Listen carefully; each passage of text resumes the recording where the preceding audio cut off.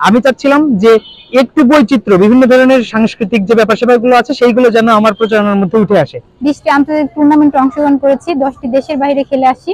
তো সেই জায়গা থেকে মনে হয়েছে যে খেলাধুলা সেক্টরে আমি কাজ করতে পারবো। এই পদে আমি নিজেকে যোগ্য মনে করার কারণ আমি দীর্ঘদিন ধরে সংস্কৃতির সাথে আছি দুইভাবে। আমেজ তৈরি হয়েছে, মনে হচ্ছে যে রাকসু হতে চলেছে, এরকম একটা পরিবেশ বিরাজ করছে। যেহেতু আমি জাতীয় এবং আন্তর্জাতিক পর্যায়ে খেলেছি, আমি দেশের হয়ে 20টি আন্তর্জাতিক টুর্নামেন্টে অংশগ্রহণ করেছি, 10টি দেশের বাইরে খেলে আসি। তো সেই জায়গা থেকে মনে হয়েছে যে খেলাধুলা সেক্টরে আমি কাজ করতে পারবো। তো সেই জায়গা থেকে আসলে নির্বাচন করা এবং ক্রীড়া সম্পাদক পদে প্রার্থিতা হওয়া। নির্বাচনের পরিবেশ খুব আমেজ দেখছি, চারিদিকে সবাই যে যার ব্যালট নাম্বার এগুলো নিয়ে প্রচার করছে। আমেজ তৈরি হয়েছে, মনে হচ্ছে যে রাকসু হতে চলেছে, এরকম একটা পরিবেশ বিরাজ করছে। ভোটারদের কাছে খুব ভালোভাবে সাড়া পাচ্ছি, সবাই আমাকে পজিটিভলি অ্যাকসেপ্ট করছে। আশা করি ভালো কিছু হবে ইনশাআল্লাহ। আসন্ন রাকসু নির্বাচনে কেন্দ্রীয় সংসদে নির্বাচন করছি সংস্কৃতি বিষয়ক সম্পাদক পদে ছাত্র শিবির সমর্থিত প্যানেল সম্মিলিত শিক্ষার্থী জোটের পক্ষ থেকে। আমার ব্যালট নম্বর 5।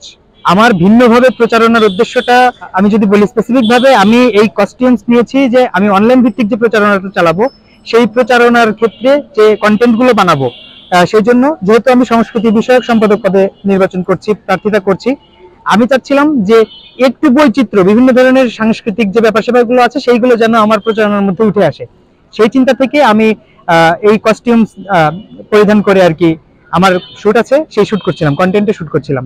এবং আমার মূলত এই আইডিয়া এই জন্য যে আমি যেন সংস্কৃতির বিষয়গুলো ফুটিয়ে তুলতে পারি, একইভাবে যেন বেশি মানুষের কাছে রিচ করতে পারি। এই জন্য আমি একটু ভিন্নধর্মী প্রচারণা চালানোর চেষ্টা করেছি।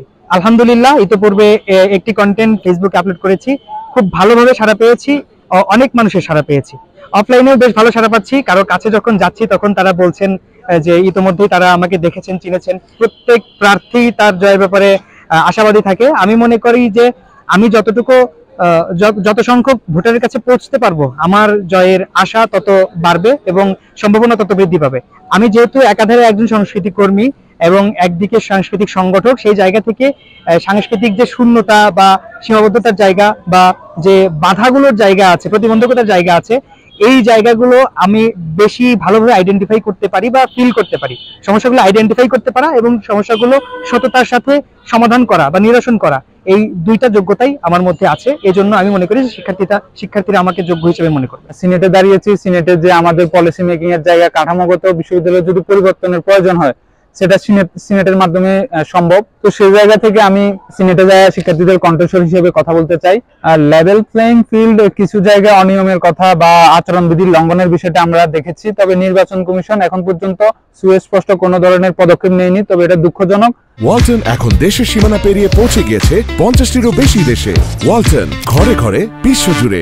নির্বাচন কমিশন তার যে মেরুদণ্ড ওটা আসলে দেখানো উচিত, কারণ এভাবে যদি চলে যেসব রাজনৈতিক সংগঠনের এখানে নির্বাচন করতেছে আর কি, লেজুর ভিত্তি যারা সংগঠন, তাদের অর্থ আছে, তাদের টেকনিক্যাল সাপোর্ট আছে, তাদের স্ট্রাকচার আছে, যেখানে স্বতন্ত্র প্রার্থীরা আছে তাদের এই ধরনের কোনো স্ট্রাকচার নেই। তাদের জন্য কষ্টসাধ্য বিষয়, যেহেতু বিশাল একটা ভোটার, এখানে নির্বাচন কমিশন আচরণ বিধি অনুযায়ী একটা লেভেল প্লেইং ফিল্ড তৈরি করুক।